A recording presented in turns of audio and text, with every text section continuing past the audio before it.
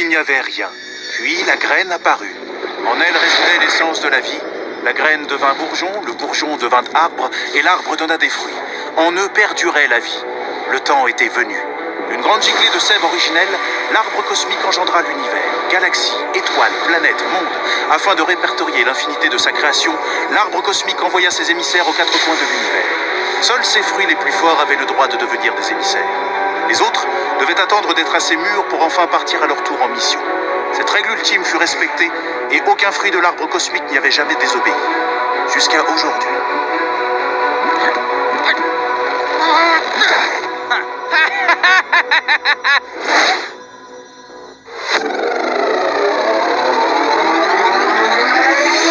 Les aventures de la vie cosmique.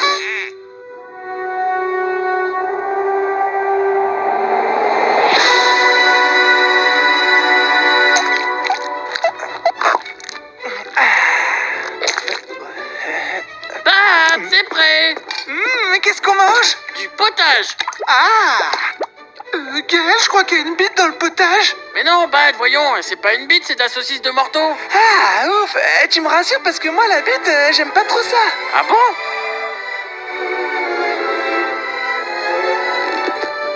Bon, je vais servir les assiettes.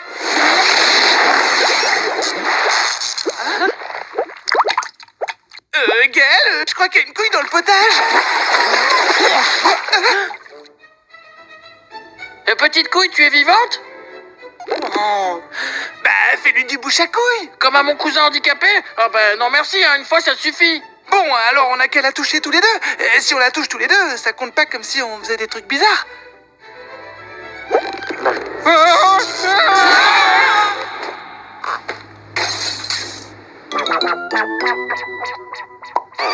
Ah Bad, t'es dégueulasse. Oh, on est où?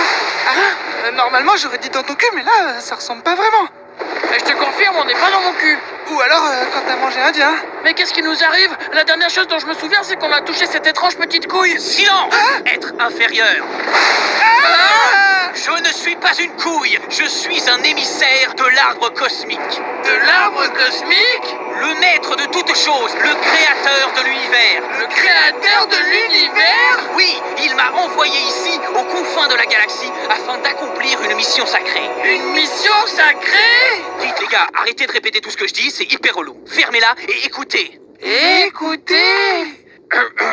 Bon, en tant qu'émissaire, je vous ai choisi pour m'assister dans la tâche que mon père, l'arbre cosmique, m'a confiée. Répertorier les planètes et les mondes de cette partie de l'univers. Bravo et félicitations. Ouh, tu mens. Ouais, gros mytho. Et dis-nous la vérité, petite couille. Je suis pas un émissaire. Enfin, pas encore. Normalement, les fruits de l'arbre cosmique sont censés attendre d'être mûrs pour partir en mission. Mais moi, je suis parti plus tôt que prévu. Bon bah, c'est pas grave, tu refais un petit éclair bleu et tu nous ramènes à la maison. Si c'était aussi simple que ça, je l'aurais fait. Hein. Le problème, c'est que, comme je suis parti trop tôt, mon système de téléportation est un peu aléatoire. Et pareil pour mes pouvoirs. Des pouvoirs? Comme réussir à s'autosucer? Pas vraiment, non. Ça, c'est simplement de la souplesse. Là, on parle de changer de forme, de lire dans les esprits, de rendre la vie. Des trucs classe, quoi. Sauf que tu les as pas. Je les ai pas encore. Mais comment on fait pour rentrer chez nous, du coup? J'ai besoin de temps pour reprendre des forces. Dans 7 minutes et 43 secondes, on pourra se téléporter à nouveau. Se téléporter? Comme dans Star Trek? Star Wars. Star Trek. Star Wars. Star Trek. Star Wars. Silence! Il a raison, c'est Star Trek. Ça va, 7 minutes à attendre, c'est mieux que 10 minutes à perdre. C'est que j'ai pas vraiment le contrôle de la destination non plus. La seule chose qui est sûre, c'est qu'à chaque téléportation, on se rapprochera de l'arbre cosmique. Et quand on le retrouvera, il vous ramènera chez vous. Attends, t'es en train de nous dire qu'on est condamné à se téléporter au hasard de planète en planète jusqu'à ce qu'on retrouve un con d'arbre et qu'il nous renvoie chez nous? Ok.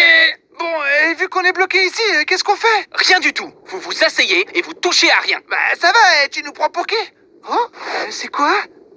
Et je te donne 1 euro si t'appuies dessus.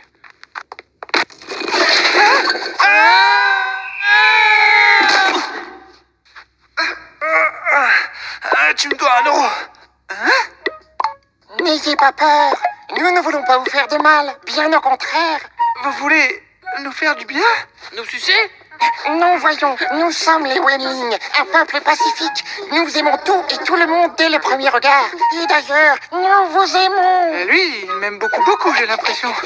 Je me nomme Actarion et voici tout ce qu'il reste de notre peuple. Et elle, c'est qui? Elle, c'est la terrible sorcière qui a servi notre peuple pendant plus de 1000 ans. La terrible sorcière Pudlash. Pudlash comme Pudlash. Comme Pudlash Akatika Takanawa. Vous la connaissez?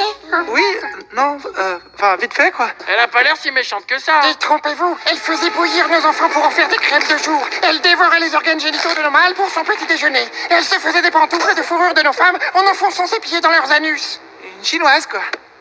Elle a presque détruit notre civilisation avec ses pouvoirs magiques, mais son règne de terreur est enfin terminé. Vous allez la tuer? Non, nous allons lui offrir un procès équitable, car nous pensons que tout être vivant a droit à un jugement impartial. Waouh, vous êtes trop cool, Actarion. Pitié, sauvez-moi. Si vous me détachez, je vous montrerai. Mais ça...